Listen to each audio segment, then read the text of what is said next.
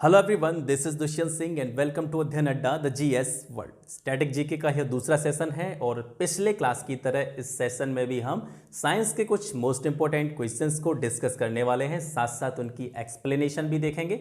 इस सारे क्वेश्चंस आपके आगामी परीक्षाओं की दृष्टि से काफ़ी इंपॉर्टेंट हो सकते हैं। तो चलिए टाइम न गवाते हुए सीधा क्लास स्टार्ट करते हैं और पढ़ते हैं अपने पहले प्रश्न की तरफ। आज का पहला प्रश्न है, लगभग प्रत्येक भारतीय घर में प्रयुक्त होने वाले मसाले हल्दी में आंत के कैंसर के उपचार की क्षमता निहित होती है, इसका रीजन क्या है? ऑप्शन है इसमें फाइटोफार्म का उत्पाद P54 पाया जाता है। दूसरा ऑप्शन है यह आंत के कैंसर में पाए जाने वाले शोथ संबंधी एंजाइम के उत्पादन को रोकता है। तीसरा ऑप्शन है P54 एंजाइम बहुत कम सांद्रता में हल्दी में पाया जाता है, या फिर यह एक कैंसर जनी है। ठीक है, तो इसके ऑप्शंस को देखें तो इसमें हल्दी जो होती है उसमें फाइटोफार्म का उत्पाद P54 पाया जाता है, पहला ऑप्शन आपका सही है।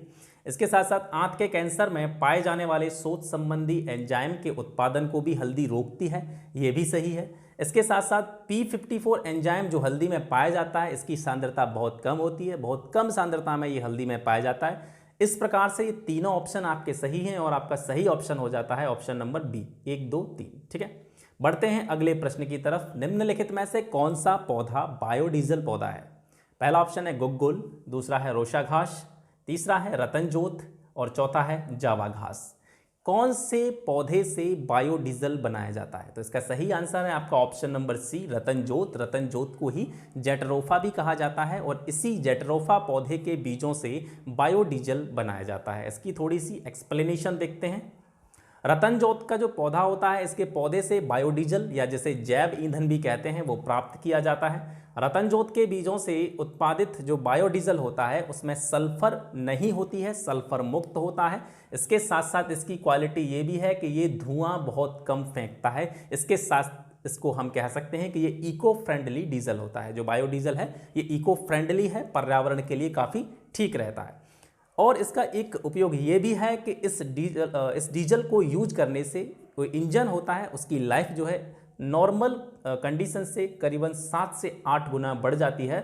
और बीजों से डीजल बनाने के बाद में जो अवशेष बचता है, जो खली के रूप में जो अवशेष बचता है, अगर उसको हम जमीन पर या खेती की भूमि पर उसको हम डालते हैं, यूज़ करते हैं, तो भूमि की जो उर्वरा शक्ति होती है वो बढ़ जाती है। केंद्र सरकार ने रतनजोत के बीजों से तेल निकालने की परियोजना 8 राज्यों में प्रारंभ की है। वे 8 राज्य कौन कौन से हैं? आंध्र प्रदेश, उत्तर प्रदेश, कर्नाटक, गुजरात, छत्तीसगढ़, मध्य प्रदेश, महाराष्ट्र और राजस्थान। इन 8 राज्यों में केंद्र सरकार ने रतनजोत के बीजों से तेल निकालने की परियोजनाएं प्रारंभ की हैं।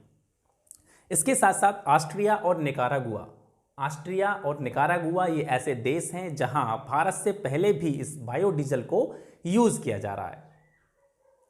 अगले प्रश्न की तरफ चलते हैं। करी पत्ता, इसका नाम आपने सुना होगा, जो नॉर्मली हमारी किचन वगैरह में यूज किया जाता है, दाल बनाने में, सब्जी बनाने में तड़का दिया जाता है करी पत्ता।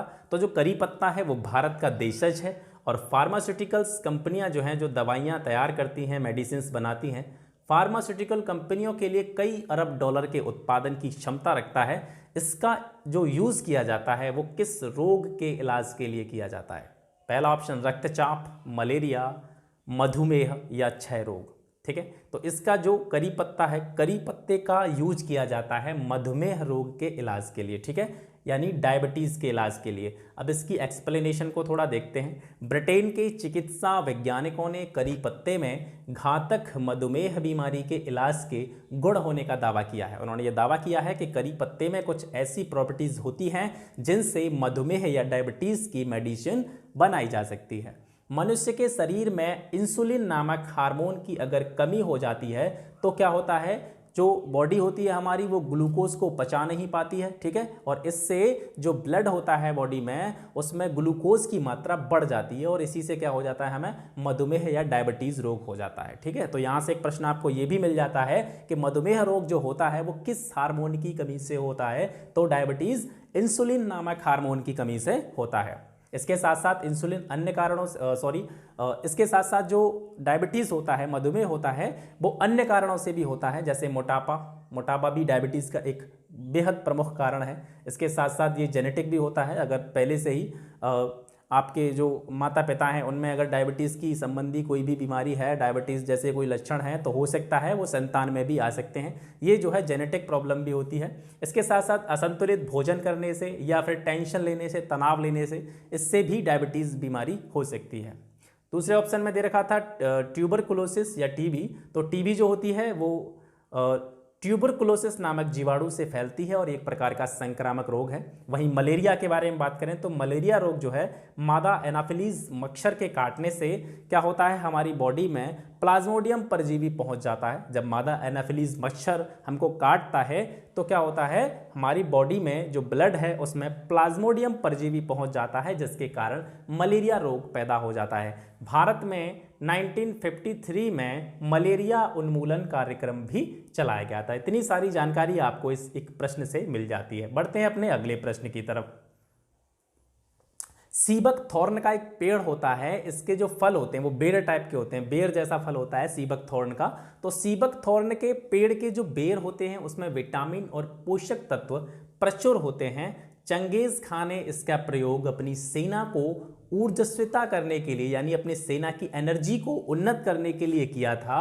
इसके साथ साथ रूसी अंतरिक्ष यात्रियों ने इसके तेल को कॉस्मिक विकिरण जो होता है, रेडिएशन जो होता है, उससे बचाव के लिए किया था। भारत में ये पौधा कहाँ पाया जाता है? इस तरीके के क्वेश्चन जो है परीक्षा में पूछे जाते हैं। सीधे सीधे क्वेश्चंस का जमाना अब बीत चुका है।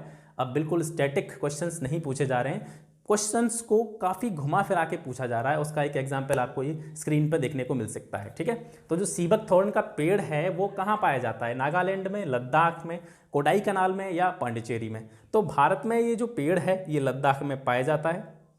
ठीक है, भारत में ये पेड़ है लद्दाख में पाया जाता है। इसका जो बी ऑप्शन है आपका सही ऑप्शन है। ठीक है, सीबक थॉर्न का पेड़ लद्दाख में पाया जाता है। इसका जो फल होता है वो बेर जैसा होता है और इसके फलों में विटामिन और पोषक तत्वों की प्रचुर मात्रा होती है।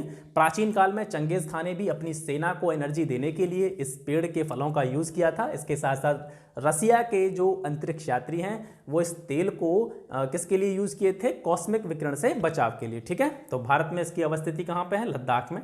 इतनी सारी जानकारी आपको इस एक प्रश्न से मिल जाती है। बढ़ते हैं अपने अगले प्रश्न की तरफ। धावन मशीन यानी जो वॉशिंग मशीन होती है, कपड़ा धोने की मशीन होती है, उसका जो सिद्धांत है, उसका जो प्रिंसिपल है वो किस सिद्धांत पे कार्य करता है? अपकेंद्रीकरण, अपोहन, उत्क्रम विसरण या विसरण? तो इसका सही आंसर है आपका अपकेंद्रीकरण। वॉशिंग मशीन का जो सिद्धांत है वो क्या है? अपकेंद्रीकरण के सिद्धांत पर जो वॉशिंग मशीन है कार्य करती है। एक्सप्लेनेशन की तरफ बढ़ते हैं थोड़ा। वृत्तीय गति में अभिकेंद्रीय बल के अतिरिक्त जब भी कोई सर्कुलर मोशन होता है उसमें अभिकेंद्र बल तो कार्य करता ही करता है, इसके साथ साथ में उसमें एक अपकेंद्रीय बल भी कार्य करता है जो किस दिशा में करता है? अभिकेंद्रीय बल जहां पे होता है उसके बिल्कुल अपोजिट, विपरीत, बाहर की तरफ लगता है अपकेंद्रीय बल। ठीक है, तो यही जो है अपकेंद्रीय बल का जो सिद्धांत है, इसी सिद्धांत पर आपकी वॉशिंग मशीन कार्य करती है। इसके साथ साथ कुछ अन्य उदाहरण भी इसके देखने को मिलते हैं, जैसे दूध से मक्खन निकालना। ठीक है, ये भी जो है अपकेंद्रीय बल का उदाहरण है। ठीक है, इतनी सारी जानकारी आपको इस एक प्रश्न से मिल जाती है।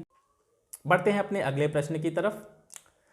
सुनारों द्वारा प्रयोग में लाई जाने वाली रत्ती, ठीक है, रत्ती तोला, ये पुराने ज़माने में यूज़ किए जाते थे, आज भी यूज़ किए जाते हैं जो ज्वेलर्स होते हैं उनके द्वारा, क्योंकि सोने को किलो और 2 किलो तो कोई ख़रीदता नहीं है, बहुत कम मात्रा में ये ख़रीदा जाता है। तो जो रत्ती है वो इसको यूज़ की जाती है सुनारों के द्वारा। तो जो रत्ती होती है वो किसके बीजों से प्राप्त होती है? आवृत बीजी पादप से, अनावृत बीजी पादप से, शैवाल से या कवक से? तो इसका सही आंसर है आपका ऑप्शन नंबर बी, अनावृत बीजी पादप से। ऐसे पादप जिनके जो बीज होते हैं उन पर किसी भी प्रकार का आवरण नहीं होता है, ढके हुए नहीं होते हैं, वो अनावृत बीजी पादपों की श्रेणी में आते हैं। तो अनावृत बीजी पादपों से ही सुनारों के द्वारा यूज़ की जाने वाली रत्ती प्राप्त होती है। ठीक है, इसकी व्याख्या देखते हैं। स्वर्णकारों के द्वारा या ज्वेलर्स के द्वारा प्रयोग की जाने वाली रत्ती अनावृत बीजी पादपों से प्राप्त की जाती है। शैवाल, जो अलग ऑप्शन में दे रखा है उसमें शैवाल, शैवाल क्या होता है? पर्णहरिम युक्त संवहन ऊतक रहित थैलोफाइट्स है, यानी जो शैवाल होता है वो थैलोफाइट्स कैटेगरी में आता है। इसके साथ साथ इसमें पर्णहरिम पाया जाता है, लेकिन इसमें संवहन ऊतक नहीं पाए जाते हैं। शैवाल जो है ये कहाँ कहाँ पाए जाते हैं? ताज़ा जल हो उसमें भी शैवाल जो है उपस्थिति देखने को मिल सकती है, गर्म जल में भी ये पाए जाते हैं। इसके साथ साथ समुद्र, गीली मिट्टी जहाँ पे हो वहाँ पे भी ये पाए जाएंगे।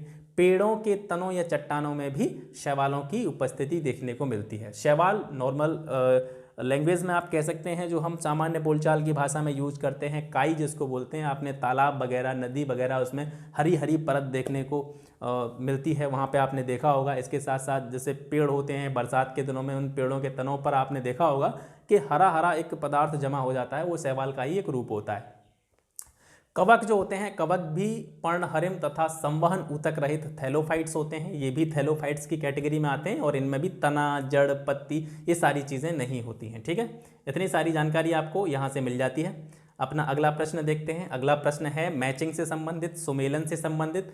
पहली सूची में जो 4 नाम आपको दिखाई दे रहे हैं, ब्राह्मी, सदाबहार, पुदीना, तुलसी, ये सारे पौधे हैं और दूसरी सूची में इन पौधों से दूर होने वाले रोग हैं। तो आपको मैच करना है कि कौन सा पौधा किस रोग के काम में आता है या किस यूज में लिया जाता है। तो सबसे पहला ऑप्शन है ब्राह्मी। ब्राह्मी जो होता है, ये एक ऐसा पौधा होता है जिससे ब्रेन के लिए टॉनिक तैयार किए जाते हैं, मस्तिष्क के लिए टॉनिक तैयार किए जाते हैं। तो इसका जो है मिलान हो जाएगा फोर्थ वाले ऑप्शन से। सदाबहार का जो पौधा होता है, ये डायबिटीज़ रोग में काम आता है, मधुमेह रोग दूर करने के काम में आता है।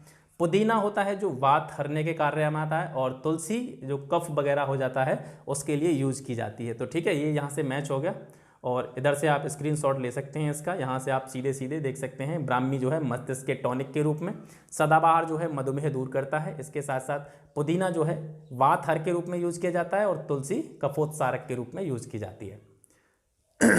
सॉरी, बढ़ते हैं अगले प्रश्न की तरह। आयोडीन जो होता है वो किससे प्राप्त होता है? लेमिनेरिया से, पॉलीसाइफोनिया से, कारा से, या स्पाइरोगायरा से। आयोडीन कहाँ से प्राप्त होता है? तो आयोडीन की प्राप्ति जो होती है वो लेमिनेरिया से होती है। ठीक है, ए ऑप्शन इसका राइट आंसर है। इसकी थोड़ी एक्सप्लेनेशन देखते हैं। आयोडीन लेमिनेरिया से प्राप्त होता है। इसके साथ साथ आयोडीन की कमी से मनुष्य के गले में थायराइड ग्रंथि जो होती है उसमें सूजन आ जाती है, और जिससे व्यक्ति किस रोग से ग्रसित हो जाता है? घेंगा रोग से ग्रसित हो जाता है। अब जो थायराइड का विकार होता है, थायराइड संबंधी बीमारी होती है या उसका विकार जो होता है, उसको पता लगाने के लिए, उसके बारे में कि यहाँ पर थायराइड ग्रंथि का विकार है या नहीं है, इस रोग का पता लगाने के लिए किस रेडियो एक्टिव समस्थानिक का प्रयोग किया जाता है? तो वो है आयोडीन 131। ठीक है, आयोडीन 131 का जो उपयोग किया जाता है वो थायराइड ग्रंथि का विकार ज्ञात करने में किया जाता है। बढ़ते हैं अगले प्रश्न की तरफ। वैश्विक उड़न, वैश्विक उष्णन, जैसे आप ग्लोबल वार्मिंग भी कहते हैं। ठीक है, ग्लोबल वार्मिंग किसके उत्सर्जन के कारण होता है? Option A nitrogen, B carbon dioxide, C carbon monoxide, D hydrocarbon. तो इसका जो ऑप्शन है आपका ऑप्शन बी सही है, कार्बन डाइऑक्साइड। इसकी थोड़ी व्याख्या देखते हैं। तीव्र गति से वायु प्रदूषण आपको पता है हो रहा है हमारे इन्वायरमेंट में। तो इस वायु प्रदूषण के चलते हमारे वायुमंडल में ऊष्माशोषी गैसों की मात्रा जो है बढ़ रही है। वो ऊष्माशोषी गैसें कौन कौन सी हैं? CO2 कार्बन डाइऑक्साइड है, मेथेन है, नाइट्रस ऑक्साइड है, क्लोरोफ्लोरोकार्बन है, PFC है, HFC है। इन सारी गैसों की मात्रा बढ़ रही है, और इनकी मात्रा बढ़ने से क्या हो रहा है? पृथ्वी का जो एवरेज टेम्परेचर है उसमें लगातार वृद्धि हो रही है, पृथ्वी का तापमान लगातार बढ़ रहा है। इसे ही हम ग्लोबल वार्मिंग कहते हैं। ठीक है, वैश्विक तापन कहते हैं, या फिर इसको वैश्विक उष्णन भी कहा जाता है। ठीक है, जिन गैसों के मैंने अभी नाम लिए हैं, इन सभी गैसों को क्या कहते हैं? ग्रीन हाउस गैस कहते हैं। ठीक है, हरित गैसें, ग्रीन हाउस गैसें। कार्बन डाइऑक्साइड, जिसके बारे में अभी हमने देखा था कि वैश्विक उष्णन के लिए या ग्लोबल वार्मिंग के लिए सबसे ज़्यादा उत्तरदायी कारक जो है वो कार्बन डाइऑक्साइड है, क्योंकि कार्बन डाइऑक्साइड अकेले पूरे वर्ल्ड के टेम्परेचर में 55% कंट्रीब्यूशन करता है। कार्बन डाइऑक्साइड अकेले वैश्विक ताप में 55% योगदान दे देता है। तो ठीक है, इसके बारे में आपको यहाँ से जानकारी मिल गई। अब बढ़ते हैं अपने अगले प्रश्न की तरफ। बारूद जो होता है उसके मुख्य अवयव कौन कौन से होते हैं? ए ऑप्शन में दे रखे हैं पोटास, गंधक, कार्बन, बी पोटास, गंधक या सोडियम, सी गंधक, कार्बन या मैग्नीशियम, डी कार्बन, पोटास या लौह चूर्ण। तो इसका जो सही ऑप्शन है वो है ऑप्शन नंबर ए, पोटाश। बारूद में मुख्य रूप से यही अवयव पाए जाते हैं, पोटाश, गंधक और कार्बन। पोटाश, गंधक और कार्बन ये बारूद के मुख्य अवयवों के तौर पर